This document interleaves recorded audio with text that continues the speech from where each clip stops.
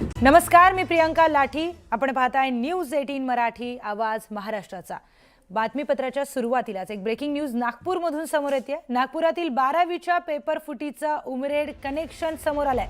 उमरेड पोलिसांकडून शिकवणी संचालक अतुल चौधरी ताब्यात घेण्यात आलेत, तर उमरेड पोलिसांनी एका शिकवणी संचालकाला ताब्यात घेतलाय. सराव परीक्षेला बोर्डातील पेपर जसेच्या तसे देत होता. पोलिसांच्या तपासामध्ये ही धक्कादायक माहिती उघड झाली आहे. अतिशय धक्कादायक हा प्रकार नागपूरच्या उमरेडमधून समोर आलाय. तर शिकवणी संचालक अतुल चौधरी याला पोलिसांनी ताब्यात घेतलाय. सराव परीक्षेला बोर्डातील पेपर जसेच्या तसे हा देत होता, त्यामुळे पोलिसांना संशय आला आणि पोलिसांच्या तपासामध्ये ही धक्कादायक माहिती उघड झाली. त्यानंतर पोलिसांनी या शिकवणी संचालकाला ताब्यात घेतलाय. तर नागपूरमधील 12वीच्या पेपर फुटीचं हे उमरेड कनेक्शन समोर आलंय. नागपूरमध्ये 12वीचा पेपर फुटला, त्याचं कनेक्शन आता थेट उमरेडमध्ये लावण्यात येत आहे. उमरेड पोलिसांकडून एका शिकवणी संचालकाला ताब्यात घेण्यात आलाय, ज्याचं नाव अतुल चौधरी असं आहे. तर उमरेड पोलिसांनी त्या शिकवणी संचालकाला ताब्यात घेतला. सराव परीक्षेला बोर्डातील पेपर जसेच्या तसे या शिकवणी संचालकांकडून देण्यात येत होते, त्यामुळे पोलिसांच्या तपासात ही धक्कादायक माहिती समोर आली आहे. तेच जाऊयात आपले प्रतिनिधी उदय तिमांडे यांच्याकडे. उदय, नागपूरमध्ये 12वीच्या पेपर फुटीचं कनेक्शन आता थेट उमरेडमध्ये जोडलं जात आहे, काय अधिकची माहिती?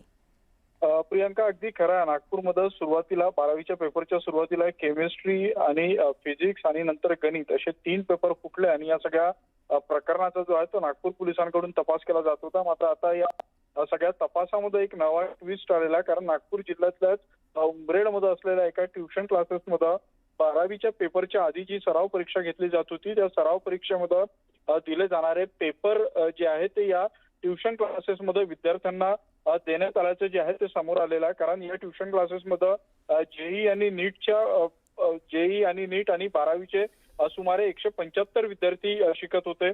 चौधरी यांचं हे ट्युशन क्लासेस आहेत आणि या क्लासेसमध्ये जे पेपर व्हायचे सराव परीक्षा, त्यामध्ये जे आहेत ते बोर्डाच्या पेपरचे हुबेहूब प्रश्न, तो सिक्वेन्स आणि तीच उत्तरं असायची. या सगळ्या प्रकरणाची माहिती जेव्हा बोर्डाला मिळाली, त्यावेळी बोर्डाने या सगळ्या प्रकरणाची तक्रार जी आहे ते उमरेड पोलिसांकडे केलेली आहे. मात्र आता सेंट उर्सुलामध्ये जे पेपर फुटले, ते पेपर नेमके या चौधरींकडूनच विद्यार्थ्यांकडे आले की हे सगळं नेक्सस आहे. या नेक्ससमध्ये खासगी ट्युशन क्लासेस संचालकांचा समावेश आहे, हे देखील आता या निमित्तानं पोलिसांच्या तपासामध्ये पुढे येईल. मात्र हा योगायोग म्हणायचा की उमरेडमधून हे पेपर फुटले, हा तपास आता पोलिसांना मात्र करावा लागणार आहे. प्रियंका, निश्चितच उदय, या संदर्भातले अधिकचे महत्त्वाचे अपडेट्स तुमच्याकडून वेळोवेळी घेत राहू. तुर्तास माहितीसाठी धन्यवाद.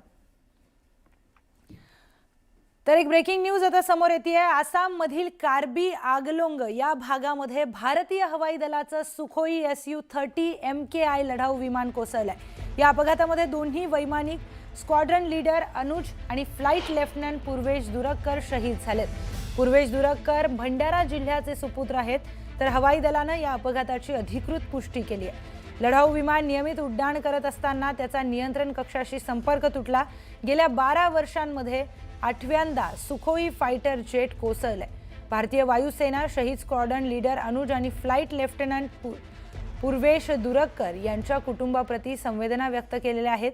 या कठीण प्रसंगी वायुसेना शोकाकुल कुटुंबांच्या पाठीशी खंबीरपणे उभी आहे, असं अधिकृत निवेदनात म्हटलंय.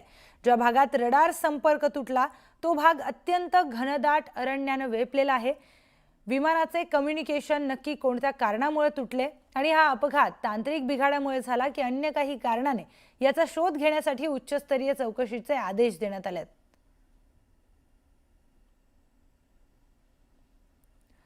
तर महाराष्ट्रातील पायलट दुरक्कर हे या अपघातामध्ये शहीद झालेले आहेत.